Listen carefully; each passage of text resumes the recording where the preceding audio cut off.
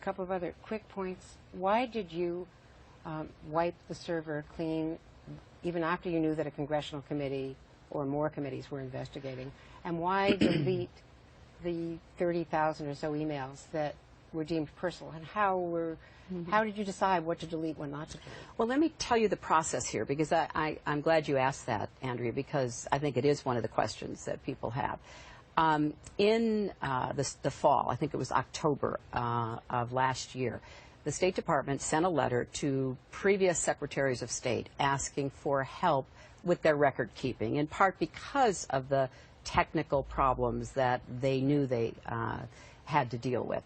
And they asked that we, all of us, go through our emails to determine what was work-related and to provide that for them.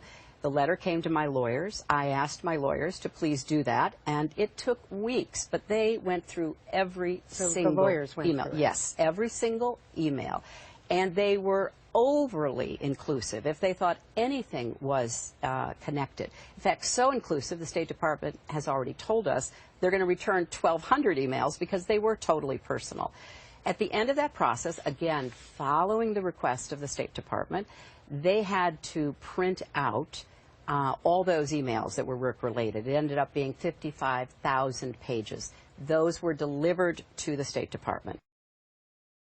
As someone who has such a record in foreign affairs, what do you think, what do you feel when you see these thousands and thousands of migrants, men, women, and children, caught between two worlds, unable to get to Germany and Austria with open arms willing to receive them? Right. Should the United States raise its quotas and permit more people from Syria to come in?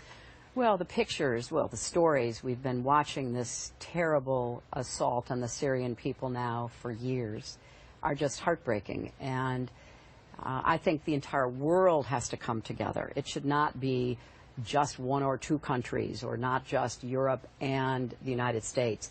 We should do our part, as should the Europeans, but this is a broader global crisis. We now have more refugees than we've had in many years, I think, since the Second World War. And as we've seen, tragically, people are literally dying to escape the conflict in Syria.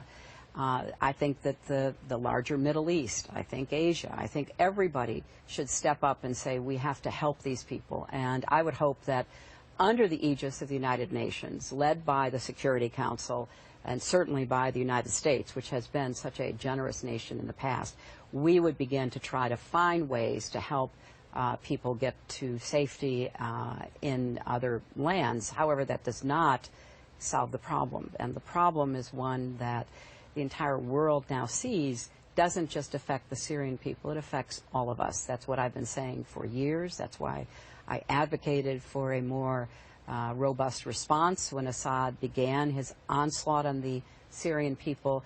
And I think we have got to come to grips with the fact that this is not going away, and the millions of people who are fleeing need safe places to be, but the conflict needs to be brought under control.